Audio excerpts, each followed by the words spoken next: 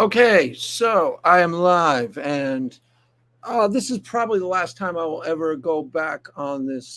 This is the William Lane Craig Rationality Rules put this out Sunday of last week at this point, and this was his response. William Lane Craig went on Caption Christianity. If you've been following it, did his cleanup on aisle 6, where, to be quite fair, I'm not really sure he cleaned up the great big elephant in the room or even addressed it.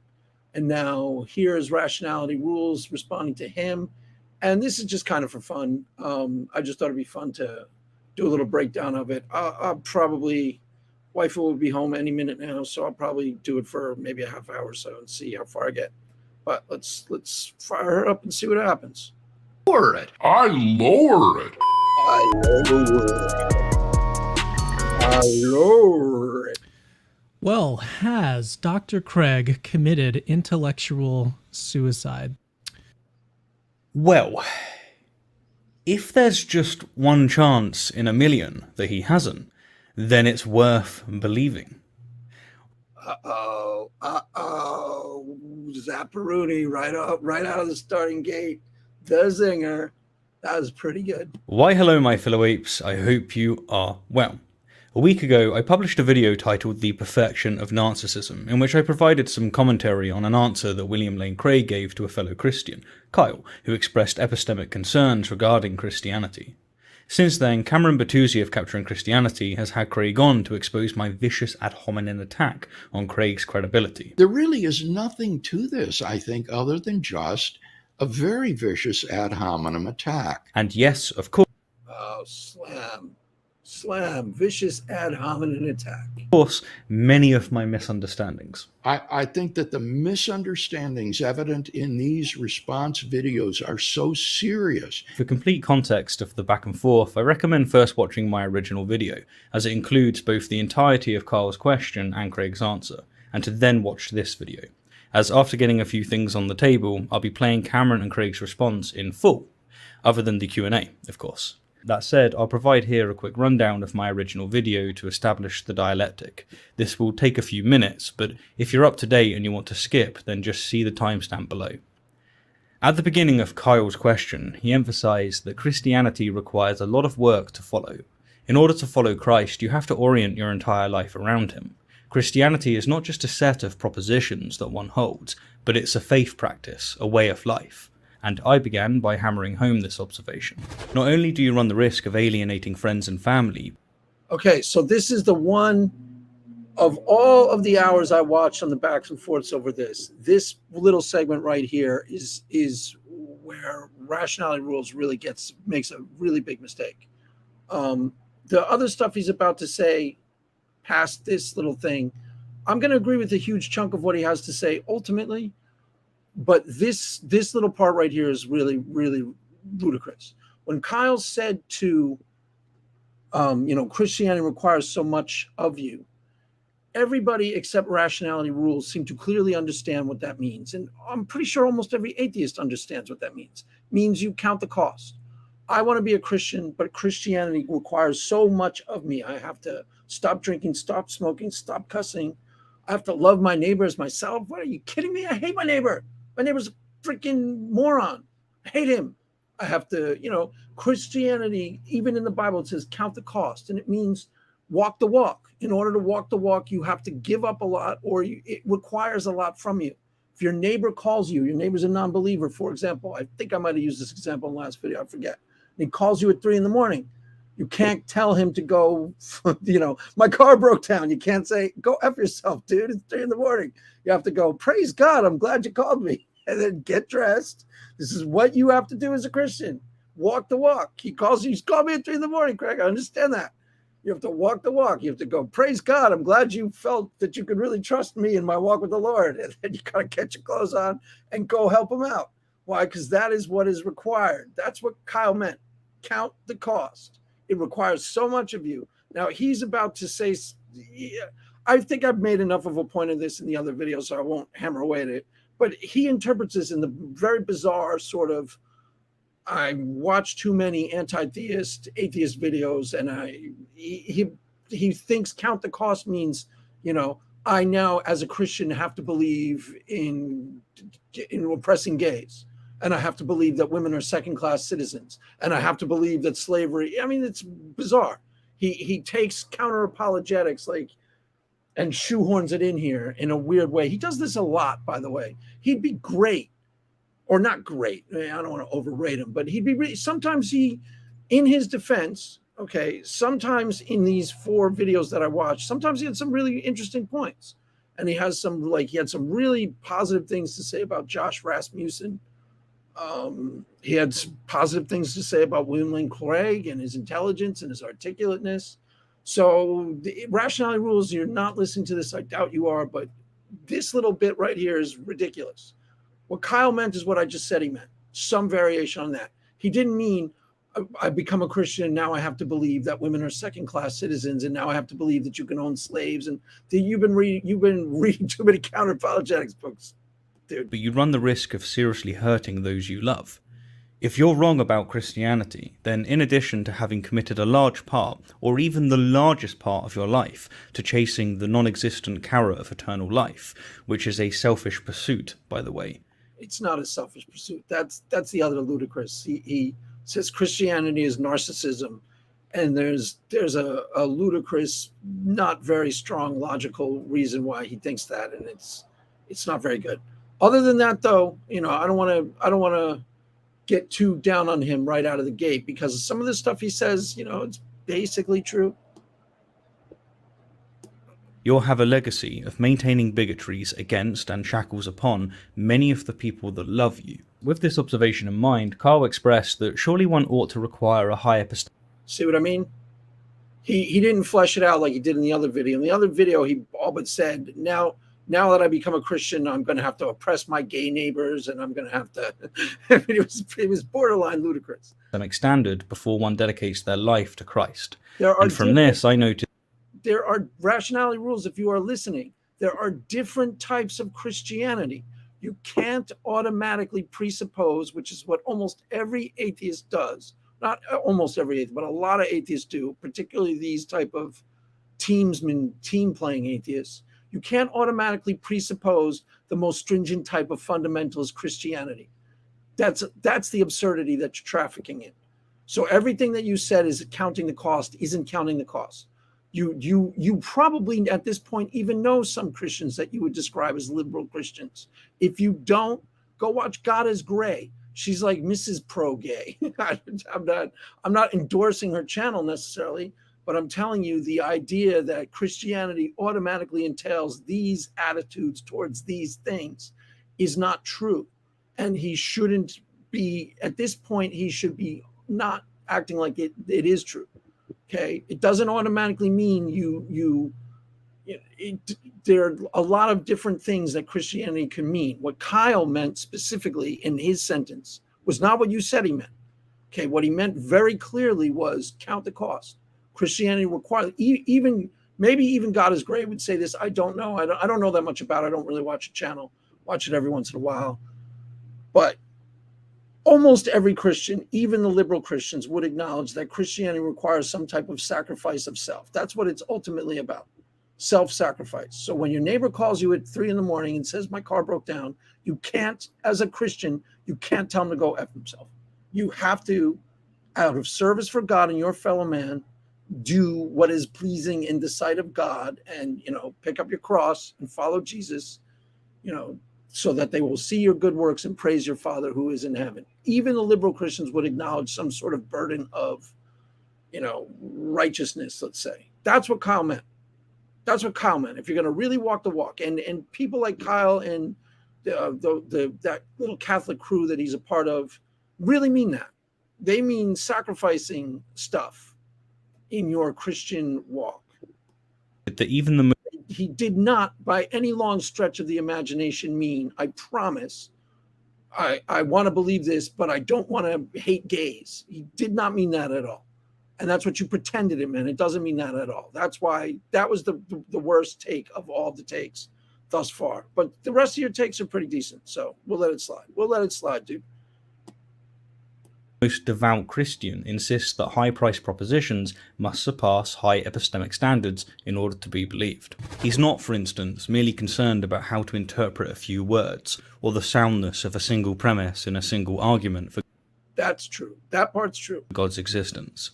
No, he's identified the hefty price of Christianity and has recognized a critical lack of healthy skepticism that everyone, including Christians, insist upon in every other matter. Kyle then brought up personal experience, which is something that Craig has spoken positively of at length, and explained that despite having done...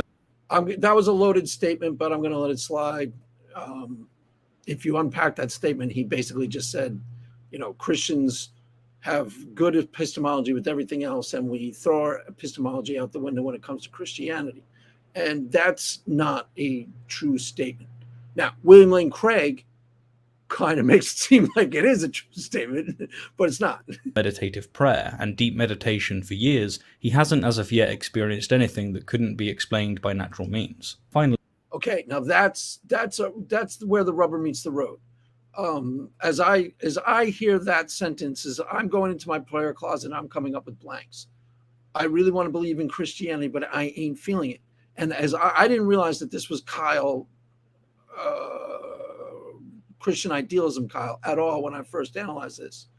So I hear that as somebody trending towards agnosticism. Wouldn't surprise me.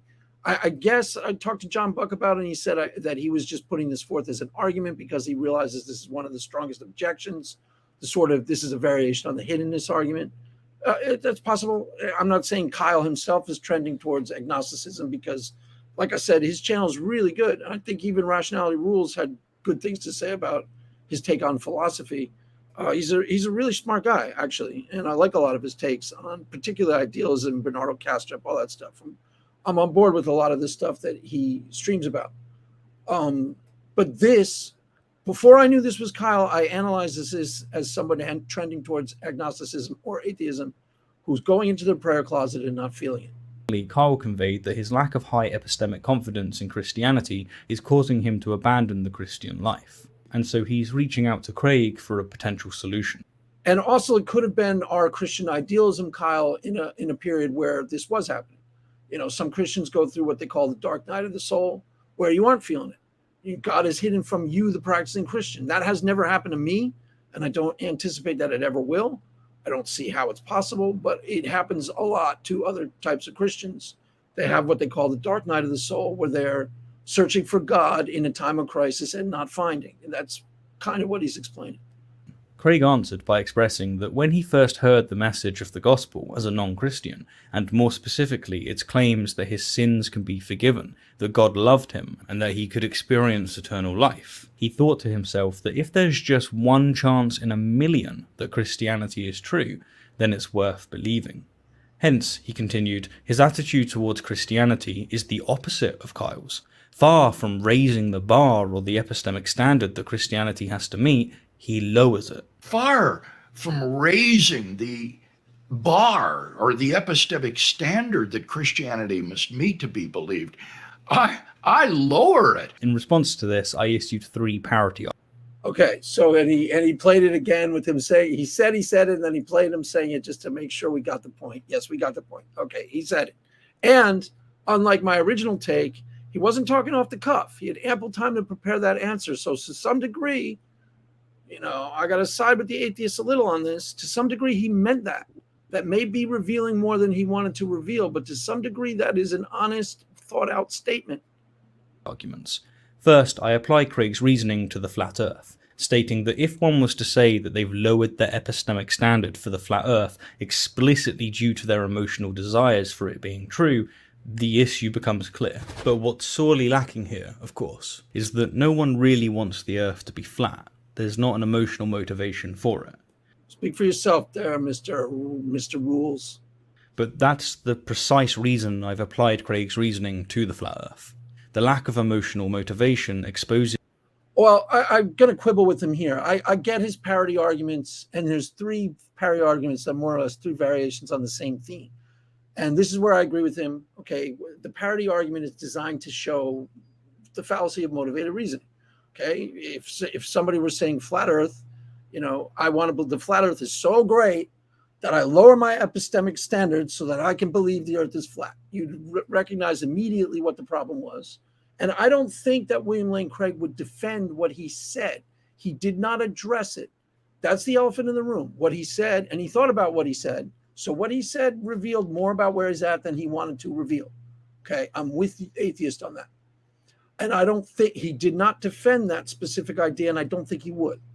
And rationality rules take on why it's wrong. This parity argument, I agree with. It makes complete sense.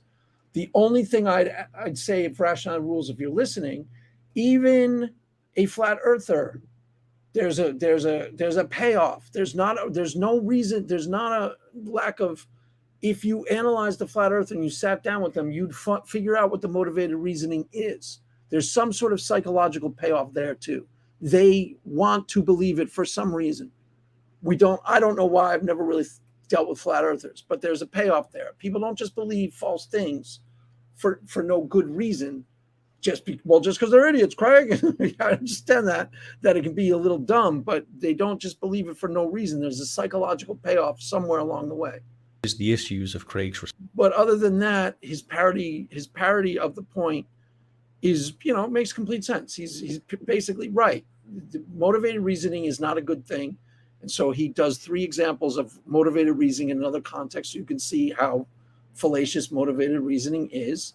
And William Lane Craig, shouldn't be doing motivated reasoning even with Christianity either. And response, noting that the flat earth lacks the emotional appeal of Christianity, I then applied Craig's words to climate change. If there's a 1 in a million chance that we're not causing any climate change, then it's worth believing. And then finally, I applied Craig's words to a competing religious proposition, namely reincarnation. Reincarnation makes me feel warm and fuzzy. So my attitude to this is the opposite of Kyle's. Craig would presumably take issue with these parities, and so to effectively dissolve the... I don't know that he would. Maybe he would, but the parodies are kind of on point. The parodies make sense. They're 3 variations on the same theme. This is what motivated reasoning would look like to anybody but you. I guess that's what he meant when he said originally that now the comment that I took issue with makes a little bit more sense. So, a Christian would recognize the fallacy of motivated reasoning in any other context. But I don't think that anybody, at least as far as I didn't hear anybody defend the idea of motivated reasoning. If they did, I didn't hear it. And no, that should not be defended. That is not the right way to get at truth. You don't believe things that you want to be true because they're so awesome and great. And that holds true even for Christianity. You don't believe it because it would be so great if it were true. It is so great that it's true, but that's not the reason why you believe it. Objections he needs or needed to simply provide a symmetry breaker. He needs to explain why my parities are insufficient. So at this point, I had issued 3 similar... No, so his parodies are right. I agree with his parodies, and I agree with the underlying premise of the parodies. Motivated reasoning, I didn't hear William Lane Craig defend motivated reasoning, though, for Christianity. Or maybe he does. I don't know. Maybe it gets a little complicated. I'll be quiet. Parity arguments. 2, like Craig, lowering their epistemic standard to a proposition, and 1, raising the epistemic standard, all explicitly in reference to the benefits of believing or disbelieving the proposition. I'll bring this back up as and when we watch Craig respond. Craig continued by saying that he found the message of Christianity to be so wonderful, so fantastic, that if there's any evidence that it's true, then it's worth believing. That if there's any evidence that it's true, then it's worth believing in. And from this, I issued 2 points. The first... That is the elephant in the room. And he had ample time to think about what he said, and he did say it. And as far as I remember in the Caption in Christianity cleanup on aisle 6, he didn't address it. He didn't really walk it back and explain, oh, by the way, I don't think motivated reasoning is right. Maybe he did. Maybe I'm not remembering it accurately. I don't know. I'll keep watching. I don't remember him addressing that elephant in the room clearly, square on, and saying, I misspoke, or I get why this is wrong. Trying to think now if he actually addressed it. I don't think he addressed it square on as far as I remember, but let's see what rationality. Being that Craig, at least implicitly, is endorsing doxastic voluntarism, the thesis that we can choose our beliefs. And the second being that he's lowered his epistemic standard based explicitly on emotional appeal. Right, so apparently doxastic voluntarism is true. That is, we can choose to believe that the earth is flat. But more importantly, Craig advises that we believe in Christianity not because it's true, but because it would be better for you if it was true. And it was from this obvious appeal to personal self-centered desire that I quoted Sam Harris, who once described Craig's faith as the perfection of narcissism. Yeah, this reminds me of some choice words that Sam Harris issued to Craig many moons ago. This kind of faith is really the perfection of narcissism. So now we're at 5 objections. We have 3 parity arguments, an implicit commitment to doxastic voluntarism, which is an extremely controversial proposition. Spinning it into a narcissism is a really strange charge. He elaborated that on in the other video. He didn't really address it that much here, but that's the other thing that where I said he was trafficking in absurdities. Christianity does not teach you. In the video he did with the 4 other guys, Myth Vision, Apologia, or Paul Ogia, and Nathan, he elaborated on a way that I found really jarring and strange. He said something like, when you become a Christian, you think me, me, me, me, me. The world, this is so wonderful. The world revolves around me. But that's the exact opposite of what Christianity teaches. And no Christian I ever know has ever thought of Christianity in those terms. He didn't elaborate on it here, but that's what he meant. That's what he said he meant in the other videos. In the other video, it's absurd. Christianity teaches you exactly the opposite. You are supposed to remove yourself as the center of the universe. Christianity literally says to me, I am to imitate Christ, okay, who, being God, made himself of no account whatsoever, which means when I go to my job, rather than considering myself the center of the universe at the job, I am the lowly servant of everybody else. That's what Christianity teaches you to literally teaches you. Washing of feet. You've heard of that scripture, right? Rationality rules. You've heard of that part of the Bible. Go watch it. I think it was, is it Matthew 8? I think that's right. It sounds right. It might not be Matthew 8, but offhand, I'm saying it's Matthew 8, but I could be wrong about that. When Jesus got bent down, or maybe it's John 8.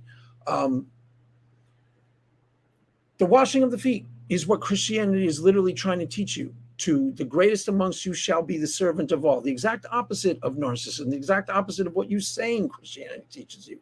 So that's a really weird take on Christianity, and it only makes sense within atheist land. That's my point. And what I mean by that is you're a smart guy, dude. The reason why I'm engaging with your video is because you made enough intelligent, impressive points that I was like, okay, this is worth engaging with. Now, when you start trafficking in absurdities, it's because you've been listening to the atheist, I hate Christianity squad too long.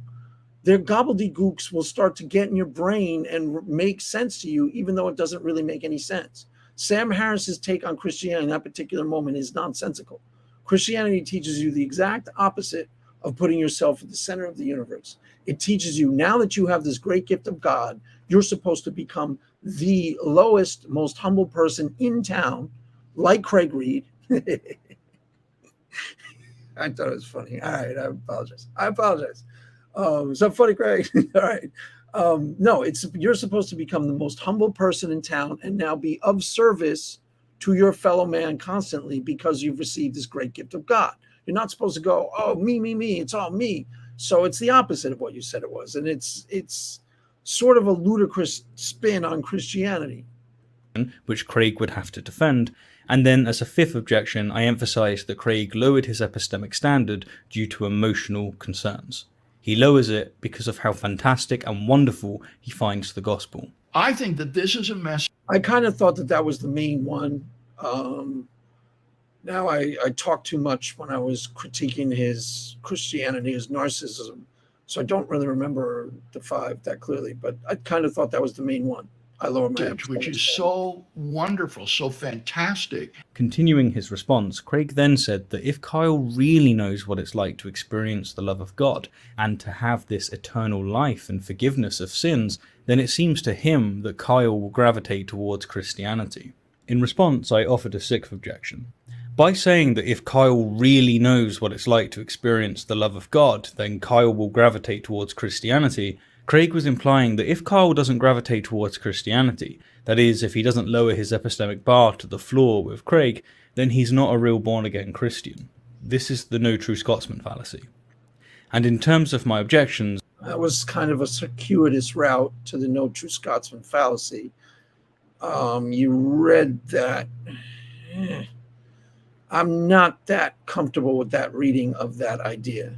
It's like I said, that's a circuitous route to the no true Scotsman fallacy. Can William Lane Craig be critiqued fairly for that statement? Probably. But you sort of took it in a direction that it doesn't organically go to. He was saying, if you know the love of God, I don't know. Craig's answer isn't good. Okay. Craig's answer is messy. And why I think it's messy, I stand by my original analysis that he's trying to play preacher. He's, instead of sticking to, his brain seems to work argument, fact, predicate, fact, fact. Here's the fact, syllogistically, because he's practiced it so much. So he's trying to sort of speak to Kyle emotionally. He's very more emotional in this response than he normally is. Says like, Christianity is so wonderful. He never does stuff like that. And now you see why, because it throws him off of this, his normal way of being is lay down an argument. So because of this, I mentioned this I don't know if I posted the video, but because of me having William Lane Craig and watching these videos, I started showing up in my notifications. So I got a thing for him versus Alex Rosenberg. And, in that, he lays down his 8 core arguments. And that's really what William Lane Craig is about, laying down the arguments that he thinks are the strongest in this pretty much carefully thought over way. And then he's really good as a popularizer of Christianity. When he tried to play pastor to Kyle, that's where the problem came from. He's not naturally good at it. I have a pastor at church, the church I attend in the Valley, who would have said the perfect thing to Kyle, just intuitively, because he knows how to speak to someone in that way. That kind of, he was trying to do that role. He was trying to speak to Kyle in a way that sort of, I think he's cool that he wanted to do that. I give him credit for being nice and wanting to minister to Kyle, but he's not very good at it. That's why he made the mistakes that he made. His talent is as a popularizer of these arguments, of laying down complex. He's really good at this. This ain't changing anytime soon. This is what he's really good at. Chiseling down complex ideas into easily digestible format without butchering them. People will say he butchers them. His arguments are too simplistic, like his moral argument. It's a little simplistic. I'll give you that. But there's a cost in the simplicity, but the simplicity is what's making it popular. It's what makes it easy to digest. That's what he's really good at, taking complex philosophical arguments and parsing them down into easy to digest, easy to understand form. He's great at that. He excels at that. I don't think there's anybody better at that ever or will be. That's what he's good at. And he's not good at ministering to some kid. Obviously, I don't think this is what Kyle is, but some kid who's struggling with his faith, to say that right thing to try and connect emotionally. He's trying to connect emotionally, and he ain't that good at it. That's a talent in and of itself that he doesn't have. That's when people are preachers, when they, and I understand that, because part of the reason why I make my videos so long, and even part of the reason why once I start talking, it's hard to get me to shut up, is because that's exactly what I'm trying to do when I get revved up. I'm trying to hook into something emotionally, get revved up on it. William Lane Craig is not like that. And that's why he started saying awkward things to Kyle that weren't in the final analysis all that helpful. My advice to Kyle with the same question would have been a lot different. So yeah, I went off on a tangent, but an interesting one, I think. That was it. So, I issued 6 objections, and we can now watch Cameron and Craig offer philosophical, rigorous responses to each of them. Or not. You see, as we're about to witness, or as you've already witnessed and we're going to witness again, Craig and Cameron didn't play. So for the record, I agree with your core objection about motivated reasoning, and I agree with your parody arguments. I think they're good. I think they get to the point. I think they're right. I raised my objections to the other stuff you said as you said it. Any of my objections. None. Not one of them. I'm serious, not one of my objections was made visible to their audience. Rather, they played a total of 174 seconds of my video, and off which 76 seconds was of Craig speaking. So they played just 98 seconds of me speaking, and the clips they chose were of me expressing ridicule and incredulity, which when stripped of my substantive criticism. Uh-oh. How many minutes did I play of him? Uh-oh, I'm going to be timed. It's a half-hour video. I think I played 10 minutes of your video so far. Maybe I've talked a lot. I know that. Uh-oh. I didn't realize it was going to be a timer. Depicts me as expressing nothing more than ridicule and incredulity. Yep, this is apparently the intellectual side of Christianity. So let's see it, shall we?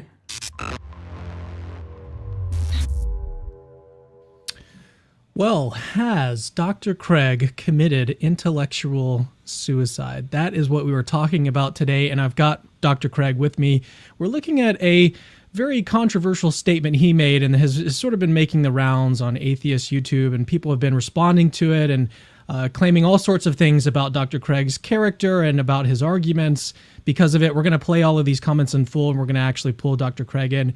Yeah, by all of these comments in full. We're going to play all of these comments in full. Cameron means just 2 spicy clips from one person, stripped of the substantive content that justifies the spice. In just a moment, but That's kind of funny. We're going to play all these comments in full. Yeah, he means just my little hot takes. The criticisms of his characters floating around on YouTube and Twitter and whatnot is actually somewhat, it's pretty bad. I don't think Rationality Rules did it at all. It's why I'm engaging with his content. He actually had nice things to say about William Lane Craig and how smart he was and articulate he was. But this dust up isn't that big of a deal. That's why I said this isn't that big of a deal. The cleanup on aisle 6 could have been a little bit better, could have addressed that main objection, which I think is valid on Rationality Rules' part, that you don't use motivated reasoning. I agree with what he said there. But this isn't Ravi Zacharias. This isn't like, and people, the way some of these people talk about William Lane Craig is borderline. It's like the Stephanie syndrome, She's Attila the Hun. Don't get me started on Stephanie. She's so evil. It's like so untethered from reality. It is so out of proportion to the actual offense. Now, mind you, that's not everybody. I watched some of Counter Apologist, I think his name is. I watched some of his take. It was decent.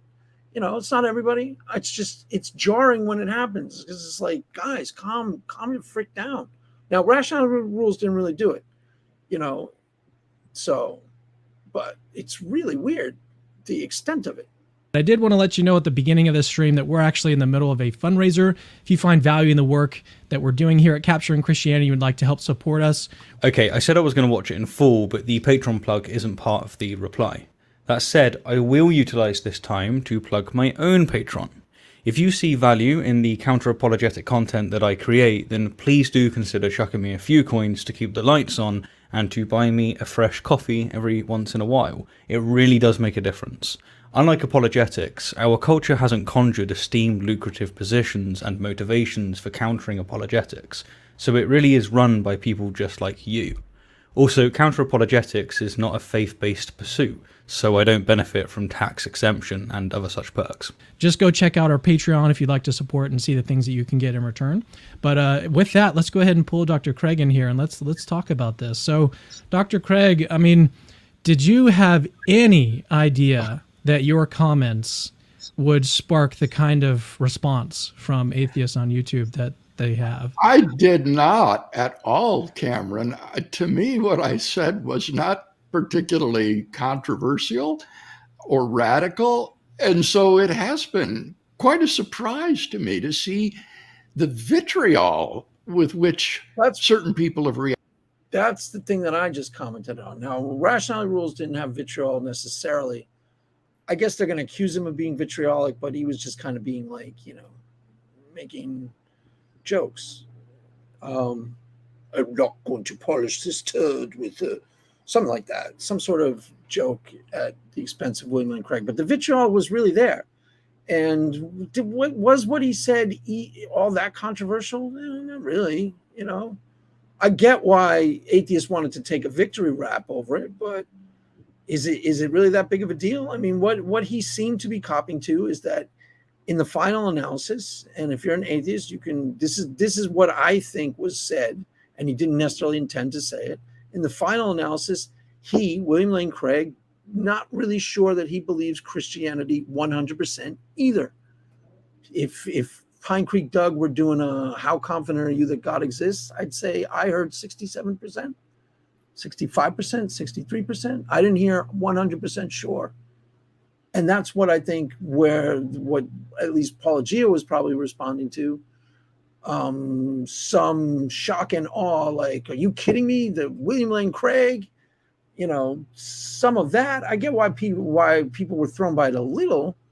But outside, that's why I'm saying this is just for fun, because I really don't think this is that big of a deal at all. I really honestly don't. Like I said, William Lane Craig's strong suit is popularizing these arguments to easily digestible form.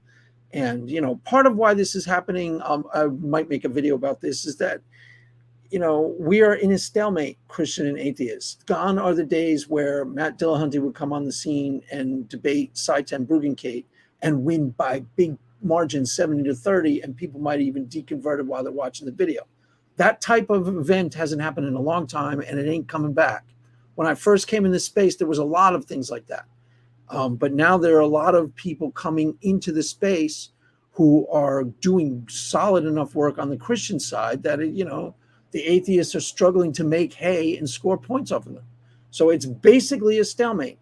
The example I used was Pine Creek Doug of the, I don't really have time to go into this in full, so I'll try to be brief. Of the content creator videos, the up and coming, there's the A-listers, your Matt Dillahunty, your Seth Andrews, Aaron Robb, maybe Shannon, maybe Anthony Magdabasco. Then there's your up and coming, your B-listers. Rationality Rules is one of them, Cosmic Skeptic, Drew, Apologia, and then all the random content creators, Viced Rhinos and whatnots. Of those B-listers, soon to be A-listers potentially, okay, Pine Creek Doug was the only one I paid attention to, was because he was the only one who was actually scoring, who was able to really, really deconvert people. He was the only one who was in any way a threat. Now, once I understood his methodology, I stopped caring, because it's not much to understand. It's pretty straightforward.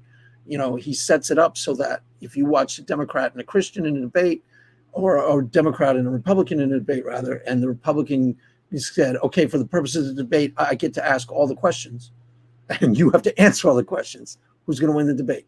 So he was the only one who was able to actually claim scalps for the kingdom of darkness.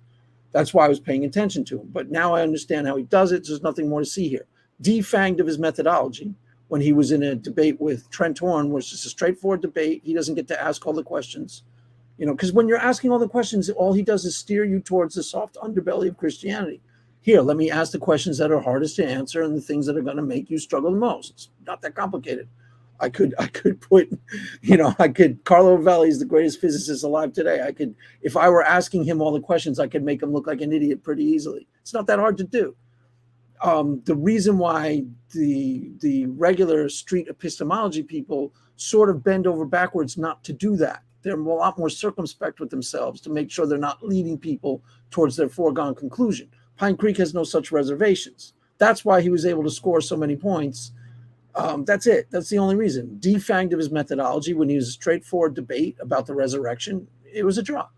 The atheist thinks the atheist won, the Christian thinks the Christian won. There's a draw. Trent Horn made his case for the resurrection. The atheist argument to the contrary, okay, it's not good enough evidence. It's in a book 2,000 years ago, yada, yada, yada. I think a more plausible explanation is a natural cause. They have their counter arguments and they amount to something.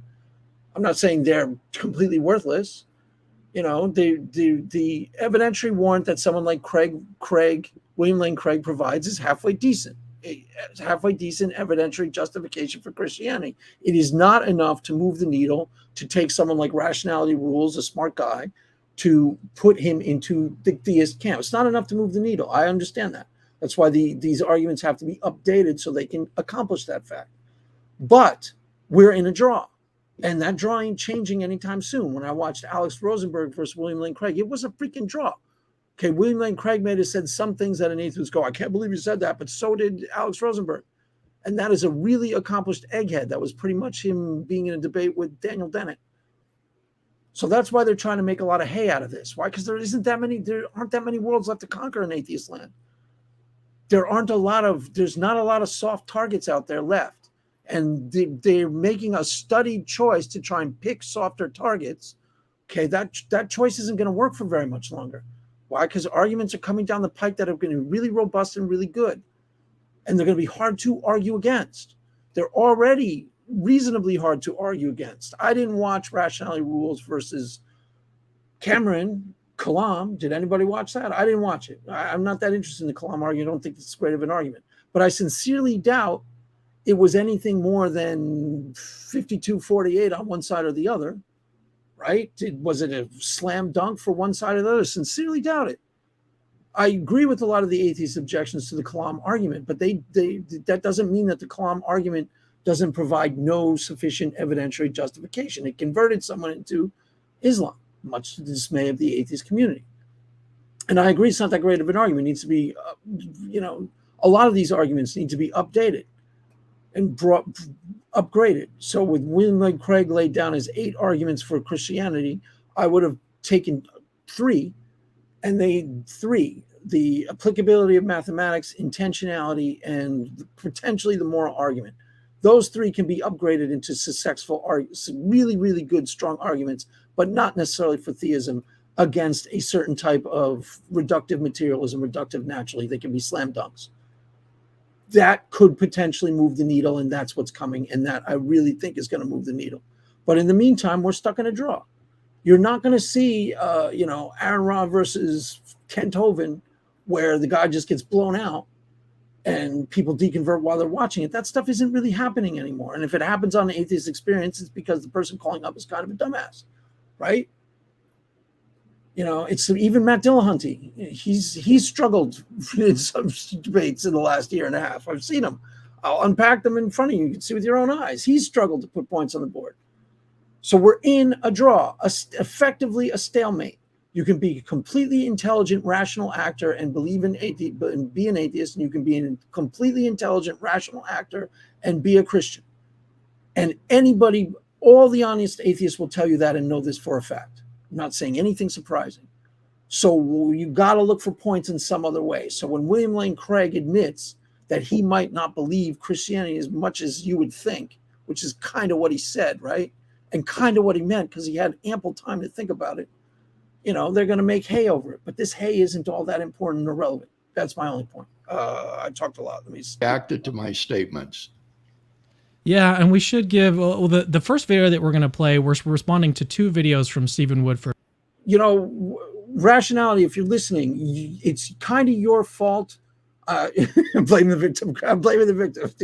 It's your fault that we beat you. No, it's your fault that they had you gave them ample ammunition to dismiss your legitimate criticisms, mind you. Okay, I said there were legitimate criticisms, said a legitimate argument, because you started off with your, you did it for fun. I get it, but you were shooting at the king, dude. If you're going to shoot at the king, you got to be a little bit more, you can't take that sort of playful little shot at him, because that's what they use as the excuse to write you off. So I blame you for that. Is that fair? I don't know. I think it's fair. Is it fair? I don't know. Over at Rationality Rules. Again, by 2 videos, he means 2 clips. I don't have 2 videos on the topic. Right, but you get what I'm saying? Everyone get what I'm saying? Rationality Rules started off his video with something that was going to get attention. Clickbaity, I'm not going to even polish off this turd with something or other. Now, of course, that's what they latch onto, and they use it to dismiss the rest of his objections is not that serious. Well, if he really wanted to shoot for the king, he should have taken that stuff out and just made it a super somber, here's my objections, here's my presentation. That's all I'm saying. He gave them the opportunity to do that. So they took it. I guess I technically do now. And he's going to actually, his videos are going to help provide some context. If you're just coming to this and you're like, what are you guys even talking about? Well, first of all, linked in the description of this video, there was a podcast episode that Dr. Craig did. He was responding to a question by a guy. All right, I got to wrap this up pretty soon. It's starting to get late. I didn't realize. I'm having fun with this. I want to kind of continue, but we'll see. I'll give it a few more minutes, then I got to get out of here. Named Kyle, who's asking basically, if I don't have a whole lot of reason or a whole lot of evidence to think that Christianity is true, can I still go on believing it? Or like, what should I do about this? And then this responded, Dr. Craig responded to this, and we're about to play the full thing, but I wanted to. But they're not. They're not going to play the whole thing. They're going to play just the segment of Craig's response that aligns with his defense. They're not going to play the many things he said that throws his new narrative into question. And we're about to play the full thing, but I wanted to actually let you know that in the description, you can click and you can read the full transcript of that podcast episode. Yes. Dr. Craig, it looks like you wanted to say something. Yes, I would. I'd like to issue a correction here, Cameron, if I may. Sure. I do think it's important for folks to read Kyle's original question, because I don't think Kyle was saying that he had inadequate evidence for Christianity to believe and so forth. Instead, what he was demanding was evidence like an appearance of Jesus himself to Kyle, if Christian beliefs is to be rational, an angelic appearance, an appearance of the Virgin Mary. And short of that kind of evidence, he was worried that it's not rational to be a Christian in view of the total commitment that Christianity requires and how much work it is.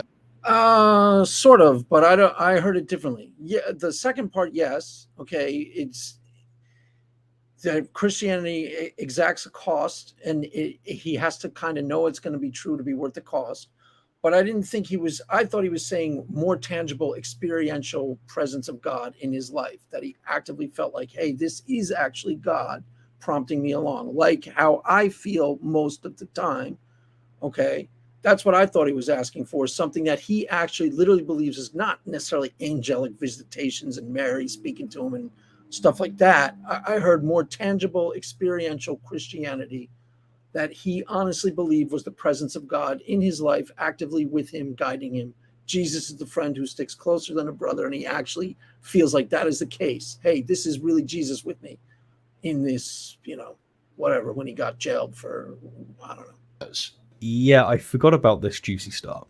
We're minutes in, and Craig has corrected Cameron. Cameron has said that Kyle was asking whether or not he can continue believing Christianity if he doesn't have much evidence for it. Who's asking basically, if I don't have a whole lot of reason or a whole lot of evidence to think that Christianity is true, can I still go on believing it? Or like, what should I do about this? And then this responded, Dr. Craig responded to this. And then Craig has corrected Cameron, stating that Kyle wasn't saying that he doesn't have enough evidence to believe in Christianity. I don't think Kyle was saying that he had inadequate evidence for Christianity to believe and so forth. At this point, it would have been useful for them to put the actual question on screen, as then the audience wouldn't have to rely on Cameron and Craig's due diligence. Well, after complimenting Craig's ministry, Kyle opened by specifically identifying the high price of Christianity, and then asked if Christianity should have a proportionate epistemic standard to meet. Like we insist upon for every other high price proposition. Now, if the bar should be high, as Kyle reasoned, then I think it's fair to say that he is expressing worry that he hasn't got enough evidence to believe in Christianity, at least not. Well, I agree, sort of, but I heard it as experiential. That's what I heard. I heard it as I'm going into my meditation closet and I'm drawing blanks. I also heard he's not feeling it. That's what I heard. I think my hearing is correct. And that's, according to John, that's that he was actually trying to get at a main problem for people, that Christian idealism, it could have been a dry spell in Christian idealism's life, Like I said, a dark night of the soul is a common thing to happen to Christian, where they feel like God just isn't there, or they cry out to God and they're not feeling it. That's what I got. It's more experiential than evidential, which is the same thing ultimately. But you know what I mean. Like, he wasn't saying this Kalam argument isn't good enough. He was saying, I go into my prayer closet and I ain't feeling it. Not, can you give me stronger justification for the Kalam or the contingency argument or anything like that? Not rationally. Unfortunately, despite Craig and Cameron speaking of how important it is to read Kyle's question in full, they don't do this. They in fact skip Kyle's question entirely, launching instead with Craig's response. Well, I'm actually really excited. It was really a very radical demand on his part for how much evidence it takes to make Christian belief rational. I think few of us would say you need to have an appearance from Jesus or the Virgin Mary in order for Christianity to be rational. Well, I would say tangible presence, but wait, I cut off. Let's see what Rationality Rule says. To be fair to Craig, Kyle did specifically mention meeting Jesus or his mother Mary. But considering that Craig is, in a moment, going to want us all to charitably buy that he was talking about Pascal's wager, I think he could have issued a similar amount of charity, or let's face it, significantly less charity, towards Kyle. Right, I kind of agree with that. I guess he did literally say an appearance from Jesus, but all I heard was experiential. I want to feel like I am contacting an ontology when I go in my prayer closet. I want to really feel like this is real. That's what I heard. Now, that's probably a really common complaint, or at least a common complaint about people who probably trend towards agnosticism or atheism, who deconvert. It's not that common of a complaint amongst the Christians I pal around with here in Southern California, but we're a different type of Christian. My Christians get blamed on the opposite end, that they're too kooky and experiential, and they're too revved up on feeling it all the time. But that's what I heard. Anyways, I got to wrap this up. This was fun. Not a big deal overall. Like I said, ultimately, William Lane Craig is going to stand on the strength and the quality of his argumentation, and I will probably go over his debate with Alex Rosenberg, and give my critiques of his argumentation. I think that there's a real path of way stronger argumentation that the Christians can take. We're not there yet. Once we take it, I think that's going to be it. But anyways, that is all for now, kids. As always, go in peace. The mass is ended. Go in peace. Amen.